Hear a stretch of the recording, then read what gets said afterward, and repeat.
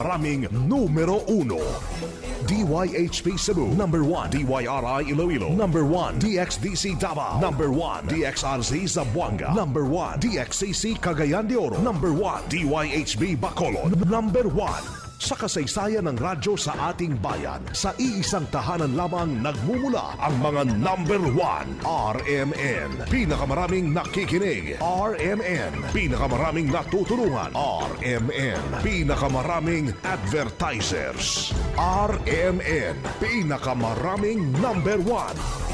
Jensa, Iligan, Pagadian, Dipolo, Cotabato, pinakamaraming himpilan. Naga, Baguio, Dagupan, Viga, Lucena, Kawayan, Legazpi, Masbate, Ormo, Tugigaraw, Cotabato, Coronadal, Surigao, Dipolo, Malaybalay, Ozamis, Sorsogon, Butuan, Calibo, Rojas at Metro Manila. In history, it is written, number 1 is Tatak RMN. Kangit-ngit o mga suliran sa kalibutan, suliran sa mga kabataan, nagkadaiyang korupsyon sa katilingban, o bisan sa atong simbahan, adiksyon o suliran sa droga, panagbahin-bahin sa katawhan, sa relihiyon o tinuhuan, o guban pang mga suliran, unsay mga hinungdan na ining tanan. Tungod ni ini nahimugso na tao kining tulumanon, lamdag sa kahitasan, tulumanon nga muayag, mubatbat o mutubag na ining tanan. Uba ni ining inyong sulugoon, Silbert Donduyano alias Veritas. Lamdag sa kahitasan! Lamdag sa kahitasan! Ang maong tulumanon, inyong madungog matag adlaw, Lunes hangtod Sabado sa may alas 6:30 ngadto sa alas 7 sa gabi.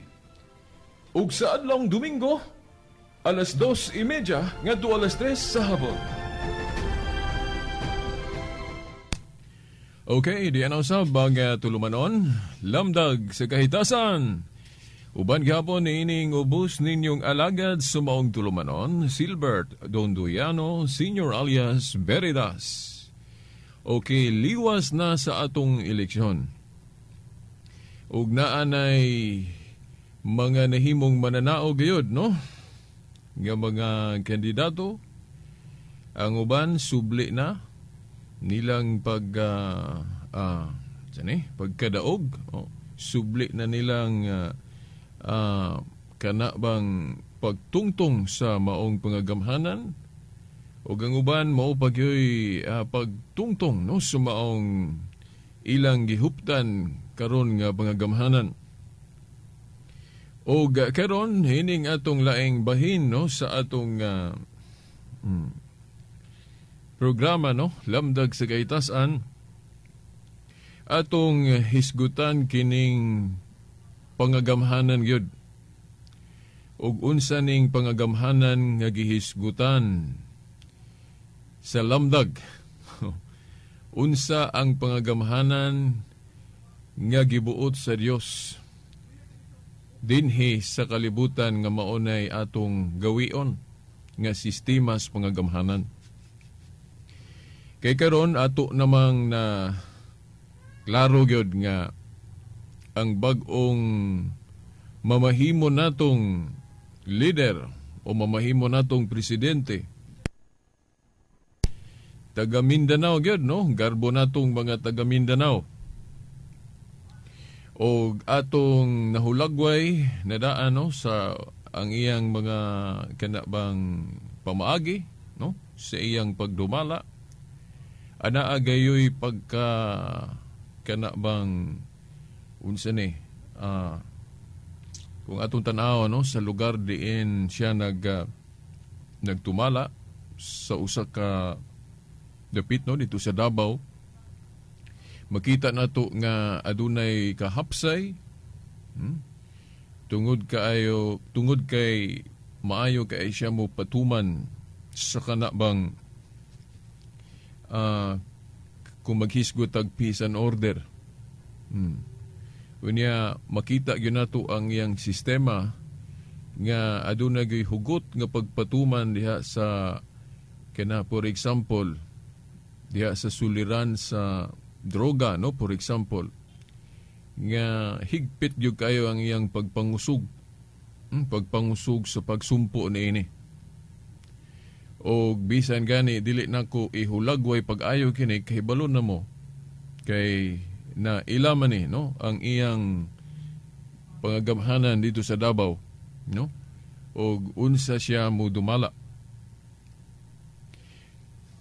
Nakaron atong hisgutan ni o unsa ang mensahe ani, no, sa atong pagtuo. But pasabot nato nga unsa ang lamdag sa kahitasan mahitungod aning sistema sa pangagamhanan.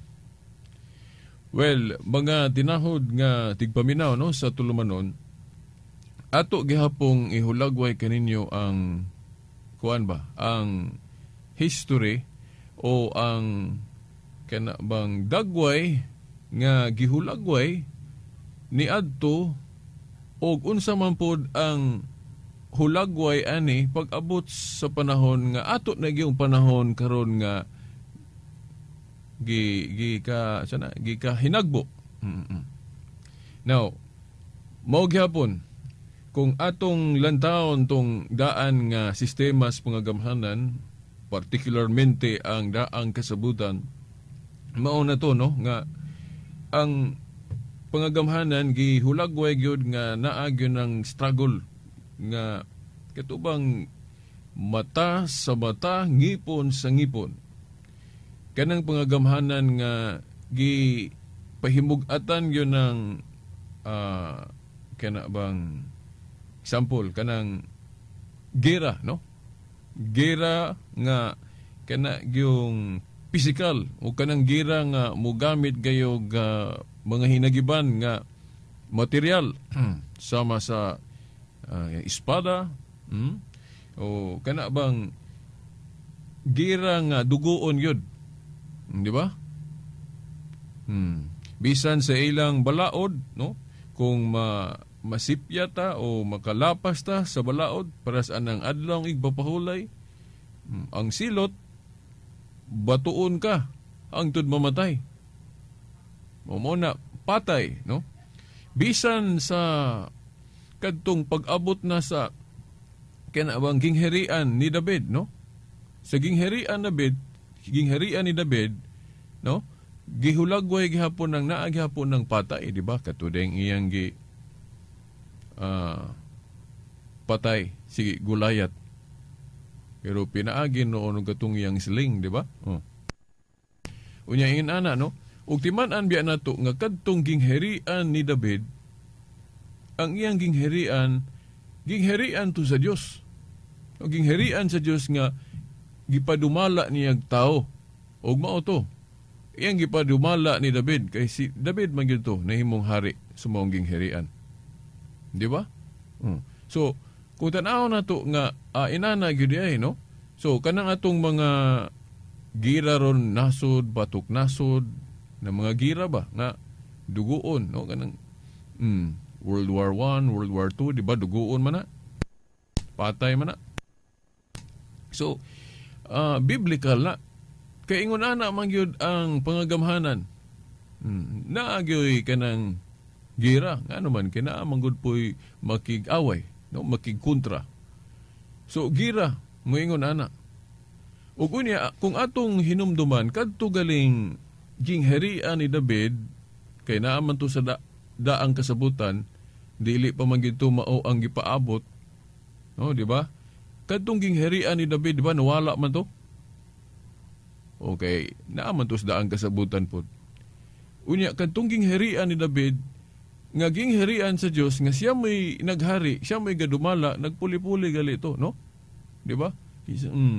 Dayon, nawala man to, napukan, pero naitag na. Diya sa Amos 9:11 nga, ang gingherian ni David kay nahanaw man to, napukan man to, gingherian sa Dios nga gipadumala og tao, sama lagi ni David nga nahimong hari, napukan man to, mao nang agitag na nga katupabangonon pag-usab.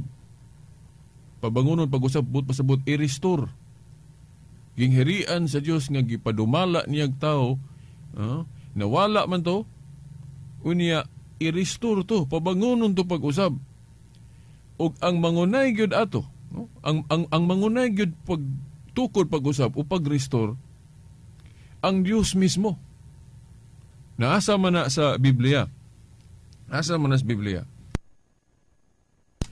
Naa diri sa Daniel 2:44. Mo gini tagna diri sa Biblia nga gani ang mensahe ani maapil ni sa atong panahon karon, makuhaan nato ni og asa na ni dapit. Daniel 2:44 giingon, sa panahon ni ining mga haria, ang Dios magtukod og usa ka gingharian nga dili nagayud malumpag, ug ang iyang gahom dili maagaw sa laing katawhan. Dugmoko niya kining mga ginghariana, ug kini maoy ilang katapusan, ug kining maong gingharian mubarug hangtod sa kahangturan. Tagna ni. Unsa kuno to? Sa panahon ni ining mga haria, ang Dios magtukod og usa ka gingharian nga dili nagayud malumpag. Timani nga kadtong gingharian ni David, nalumpag man to, nahanaw man to. Nya Amos 9:11 gitagna nga pabangunon to pag-usab. Pabangunon pag-usab og kini dili na malumpag, Nya kanus ama ni nahitabo. Kanus ama ni nagsugod sa panahon nga naay mga hari. Naay mga hari diri sa kalibutan. Now, ang atong mga scholar ani sa Biblia maingon kining mga hari nga gipasabot diri mao ning mga leader o mga kanabang pangulo diri sa kalibutan. Unsa man ang mga pangulo sa kalibutan? Mao nang pangulo sa mga nasod, sample. Kanang presidente. O mga king o unsa pa na mga prime minister. O unsa pa na itawag sa mga pangulo. Unya kanus aman ni natuman. Kay katong gingharian ni David, gingharian sa Dios nga gidumala ni David diri sa yuta, napukan man to. Unya i-restore ko no to. Unya ang mangunay gyud sa pagtukod Dios. Sa panahon ni ining mga haria, ang Dios magtukod og usa ka gingharian nga dili na gayon malumpag. So diri ni sa kalibutan. Kay ang mga hari ang gipasabot diri mao man ning mga pangulo diri sa kalibutan. Mga gobyerno diri sa kalibutan ba? Nga lain-lain lang tawag, di ba? Mao na. Nya kanus aman ni natuman. Natuman ni adtong pag-anhi ni Kristo. Dios nga nagpakatao. Sa iyang pagtukod sa iyang gingharian nga gitawag og iglesia. Aniya, basahon na to diri sa Mateo 16:18. Mateo 16:18 ato ning basahon mga tinahod nga tigpaminaw. Giingon diri Mateo 16:18. Busa sultihan ko ikaw. Ikaw si Pedro, ug ibabaw ni ining bato, tukuron ko ang akong iglesia, ug bisan gani ang kamatayon, dili gayud makabuntog ni ini. Tanawa. Mao ni matud pa sa mga kanabang mga batid sa kasulatan, especially sa atong pagtuo ng Katoliko. Natuman tong Daniel 2:44 nga magtukod ang Dios og usa ka gingharian nga dili na malumpag, siya gyud mangunay. Dayon ang maong gingharian dili maagaw sa laing katawhan. So madaugon. Unya wa gyud laing tudling diri sa Biblia diri sa bag-ong kasabutan nga mabasa nato. Nga makaingon ta mauni ang katumanan kay klaro man kaayo Klaro kaayo diri. Nga matud pa, sultihan ko ikaw si Pedro, ug ibabaw ni ining bato tukuron ko ang akong iglesia, ug bisan gani ang kamatayon, dili gayud makabuntog ni ini. Tanawa. Mutakdo gyud kay kini si Kristo nga nagtukod og iglesia o sabto na to niging herian. Anong maingon mo taging herian kay kana agong iglesia si Kristo may nagtukod niya kay hari man si Kristo. Giherian niya ang iglesia. So mao na nga ang iglesia gingherian. Gingherian ni Kristo. Unya kanang gingherian organisado mo na naaman na mga opisyalis pod. Di ba? Ato raw niya nang hisgutan karon kung kinsa gali iyang gihimong prime minister. Kay bolo naman mo ba kung Katoliko mo dayon, sweeto gyud mo sa inyong pagtuok, kay bolo mo. Kasi si Kristo ang hari aning iyang gingharian o iglesia, unya ang iyang gihimong prime minister si Pedro, na adres 19, ihatag ko kanimo Pedro ang mga yawi sa gingharian sa langit, ang imong idili dinhi sa yuta, idili usab dito sa langit, og ang imong itugot dinhi sa yuta, itugot usab dito sa langit. Di ba? Takdo gyud kay kadtong gingharian ni David sa una sa Old Testament, mo mato na siya hari. Dahil naapod siya iyang prime minister nga gituganan si Yahweh. Basahan ra ninyo ang Isaias 22, 20 hangtod sa 23, no? Isaias 22, 20 hangtod sa 23. Nga kadtong gingharian ni David, nga doon na to'y napulin niya nga hari nga si King Hezekiah, nga doon na po'y prime minister o tinugyanan si Yahweh nga si Shebna. Si Shebna. Unya si Shebna usa ka wicked prime minister. Muna nga giilisan siya ni Eliakim. Mutong giingon diha no sa Isaias 22 20 ngadto 23, giingnan si Eliakim nga kuhaon kuno ang iyang gahom. Nga ang gali gibutang dito gihisgutan gyud kuhaon kuno ang Yahweh. Pasabot ang authority. No? Ang Yahweh ug itugyan na ni Eliakim. Pasabot pulihan si Shebna ni Eliakim. Kay si Eliakim usa ka wicked prime minister. Mao gali po nila ing prueba nato, no? Nga ang usa ka prime minister gani no kung atong basahon jud ning Isaias 22 20 hangtod 23 nga ang tugyanan si Yahweh mo na tawgon sa tawgon og amahan o pangulo na kung hubaron nato ng amahan sa kinatsila mo man na papa. Then mo na prueba nato nga kana diing katungdanan sa pagka prime minister o papa niya santo pagali ning katungdanana kung atong basahon pud ang Revelation chapter 3 verse 7 nga kanang nagkupot sa Yahweh tawgon nagsanto o holy. Mao na nga kanang tinugyanan si Yahweh santo papa o holy father. Unya dili na buot ipasabot nga kung ma-leader ka dili ka makasala, di ka masipyat kay katus si Prime Minister Shebna, no? Nga nakahupot sa Yahweh sa gingharian ni David. O nakasaa man to siya. Nahimo man to siyang wicked leader. O wicked santo papa. Di ba? O wicked. Mo nang giilisdan siya ni Eliakim. Mo na nga ang Yahweh kuno, ang authority, itugyan na po ni Eliakim. Basahan ko ninyo ng sa Isaias. O, ato siguro ning basahon, no? Parang maklaro gid ba, no? Isaias kapitulo 22, versikulo 20 hangtod sa 23, no? Ato ning basahon, no? Kay maayo manggod nga ana bang mahulagway gyud sa ato bang kana bang huna-huna, no? Kay kining gingharian ni Kristo pattern ni sa gingharian ni David. Now, ang kalainan lang ani no mga tinahod nga tigpaminaw kay kadtong gingharian ni David, gingharian to nga naa kana galing gihulagway pa ng dugoon. Pero kining gingharian ni Kristo, kining simbahan niya dili na dugoon. Now, nganong ato ning gihisgutan no mga tinahod nga tigpaminaw kay ang simbahan god ngano nga ang simbahan ron gikuanan niya nganong upo siya ng death penalty tungod kay gi-emphasize manggod ang gingharian ni Kristo nga pangagamhanan nga dili dugoon. Sa daang kasabutan sama atong gingharian ni David dugoon pa to kay patay man to ilang sistema sa pangagamhanan sa una.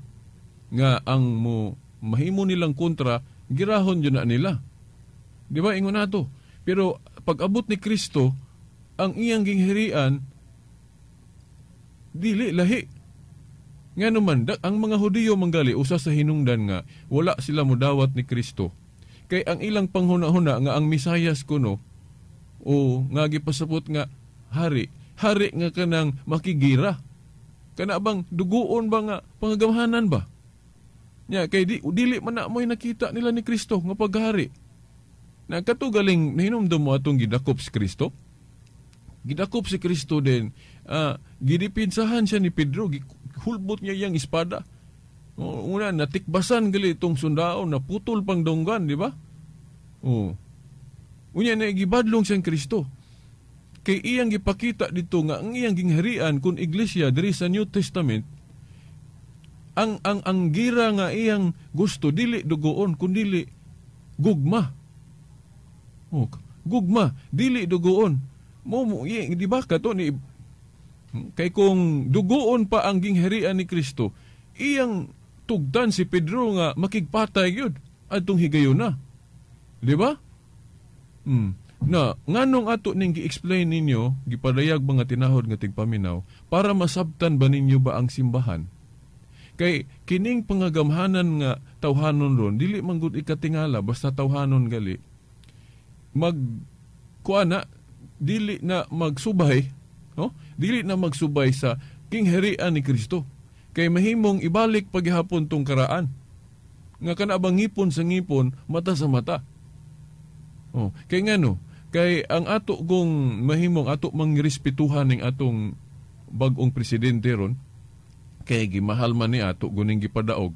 Pero atong i-explain ninyo ngano nga ang simbahan sa iyang pagtulunan dili gyud mo approve anang inana nga sistema sa pangagamhanan kanang patay. Pero atong irespeto unsaon man nga mo man ni atong gobyerno. Nya lahi man gud puning gobyerno sa tao o gobyerno sa Dios. Kay ang gobyerno sa Dios do na may paghulagway nga paglambo o pag-irog sa sistema sa mga gamhanan. Kay sa una panahon ni David, gira gyud to patay. Pero pag abot ni Kristo dili man patay. Ug mo na gusto sa simbahan nga ipadayon yun ang kang Kristo kay ingon ana ang iyang gingharian sa New Covenant. Gingharian sa gugma, dili gingharian sa espada, dili gingharian sa patay. So ingon ana masabtan ninyo. Nya kay unya timan-an biya nato nga sa Daniel 2:44 nga ang gingharian ni Kristo mudugmok sa tanang gingharian ri yuta sa tupa tanang mga nasod diri. Kini mga gobyerno sa yuta. Pero kanang paggira, pagdugmok sa gingharian sa Dios, dili na siya dugoon. Ang gira nga gipasabot diri sa Daniel 2:44, gira sa gugma. Kay di ba naingon si Pablo sa Romans 12, overcome evil with good, Romans 12:21, nga but pasabot ang gingharian ni Kristo, girahon ang tanang mga gobyerno diri sa yuta, pinaagi sa gugma, dili pinaagi og dugoon. Unya mao na hinay. Dili pa na ninyo makita ron nga madugmok, no? Kay ang katumanan ani nga madugmok ang tanang gingharian diri sa yuta, mga gobyerno sa tao diri sa yuta kung makaamgo na nga dili di ay maunang ingon ana nga sistema sa mga gamhanan. So kining atong lamdag sa kahitasan ron gihinay-hinay pud mo nako pagpasabot. Ngano nga ang simbahan supak anang kanang extrajudicial killing o kanang death penalty sa tao, dili nang death penalty sa Dios kay nasa Roma 6:23 ang Dios musilot man na siya kamatayon nato pero sa adlaw na sa paghukom, di ba? Ipapasa Dios nato ng death penalty kay nasa Romans 12:19 ang panimalos iya sa Dios. So ipapasa Dios nato ng silot nga death penalty. Dili kita may muhuno sana kay di ra ba ni klaro ni atong death penalty, di ba? Pero kanang death penalty nga sa iya sa Dios makatarunganon na og walay paltos. Pero kita mga tao wa tay gahom sa paghuno sa kinabuhi sa tao ngano man naasa napulo kasugo, thou shall not kill. Only God can kill ngano kay siya may tag-iyas kinabuhi. Mao na nga siya ray makatarunganon nga mo imposar og death penalty sa adlaw sa paghukom. Mao na nga ang simbahan kay baluan na. Kay haligig og sukaranan sa kamatuoran, mao na nga ni supak ang simbahan og death penalty diri sa yuta. Pero maingon sila Veritas, katulaging sa Inquisition nga mapasanginlan mga to ang simbahan pagpamatay atong mga erehis. Unsa may tubag na to, ato lang move on kay dili ta ka detalye, no? Tagaan lang mo na kog background. Katong Inquisition, ang nagsilot og kamatayon dili ang simbahan, ang gobyerno to sa Espanya. Kay lahi biya ng kanang state o kanang church. Mao na ang simbahan igo ra nag-usi sa kinsa ang mga erehis. Pero ang nag-impusar og death penalty ang pangagamahan ng Espanya. Kay sa simbahan gyud ang silot gyud sa mga erehis kuan raman excommunication o tiwalag. Unya ang gobyerno gud niadtong higayon na kay lahi man gud po ng gobyerno kanang state ba. Ang ilang silot mo basta gobyerno gali sa tao, pwede gyud mo resort anang death penalty. Labi na kay kadtong mga erehis gud pod panahon sa una dito sa Espanya, dili lang hulga sa simbahan dito, kundi hulga pod sa ilang gobyerno kay gusto pod lumpagon ang gobyernong Espanya. Moto nga mo silot sila death penalty pero dili na silot nga iya sa simbahan, silot na nga iya sa estado. Masabtan unsa na ninyo no mga tinahod nga tigpaminaw. So mao gihapon karon sa ato pong mga gobyerno ron diri sa tao, bisan diri sa Pilipinas, pwede pod mo balik anang death penalty. Pero ang simbahan mo supak yun. Kay dili naman guna pamaagi ni Kristo. Mahimo nga ang atong gobyerno mo gamit gihapon anong death penalty. Pero ang simbahan mo kuan gyud kay dili gyud ingonana ang simbahan kay ang gingherian ni Kristo gira na sa gugma, dili gira sa sundang, dili gira sa espada, dili gira sa unsa nang mga klaseng armas diha nga pangdugoon nga gira. Gira sa gugma. Now dili na lang nako basahon ang sa Isaias ha. Basa ka nang sa Isaias 22:20 hangtod 23 na diha mabasa na to nga kanang tugyanan sa Yahweh tawgon og amahan. Na bang Prime Minister? Okay, kanigong sa Mateo 16:18 no? Nga si og 19 si Pedro manggod mo gihimong Prime Minister aning gingherian ni Kristo. Mao na nga kanang katungdanan pod mabakante do na may mopuli og mao na nga kinsa man unsa mang tinuhuan na ron nga gikan ni Pedro naagi mga sumusunod successor nga mga Santo Papa o mga Prime Minister. So mao ning Katoliko, mao na nga kining Katoliko, mao ni ang gingherian ni Kristo diri sa yuta ron nga makigira pero dili gira nga dugoon kundi gira sa gugma. Pero napahinoy mga Katoliko gyud nga dili gyud pa pud makasabot ani mo nang matingala mo na ay mga Katoliko nga iyang ilang pamaagi patay gihapon. Pero ang simbahan sa iyang doktrina gibawal na. Now, wa naman tayo igong panahon ato ning ipadayon ugma, ato ning ihulagway ninyo unsa ang gingherian sa Dios diri sa yuta, unsa siya makigira. Unsa siya makigira. Okay? Wa naman tayo igong panahon. Sa ngalan na lang sa atong mahal nga inahan, Mother Mary, mga kidagkuan sa atong simbahan, kini ang inyong alagad sa maong tulamanon, Silbert Tondoyano Sr. alias Veritas, kauban sa atong mga igsuon sa technical side, Danilo Luod o Expedito Ilumba, hangtod sunod higayon, sa ngalan sa Amahan, sa Anak, sa Espiritu Santo. Amen. Kangit-ngit o mga suliran sa kalibutan, suliran sa mga kabataan, nagkadaiyang korupsyon sa katilingban, o bisan sa atong simbahan, adiksyon o suliran sa droga, panagbahin-bahin sa katawhan, sa relihiyon o tinuhuan, o guban pang mga suliran, unsay mga hinungdan na ining tanan. Tungod ni ini nahimugso na tao kining tulumanon, lamdag sa kahitasan, tulumanon nga muayag, mubatbat o mutubag na ining tanan. Uban ni ining inyong sulugoon, Silbert Tondoyano alias Veritas. Lamdag sa kahitasan! Lamdag sa kahitasan! Ang maong tulumanon, inyong madungog madag adlaw, Lunes hangtod Sabado sa may alas 6:30 ngadto sa alas 7 sa gabi. ug sa adlong Domingo, alas 2:30 ngadto alas 3 sa hapon.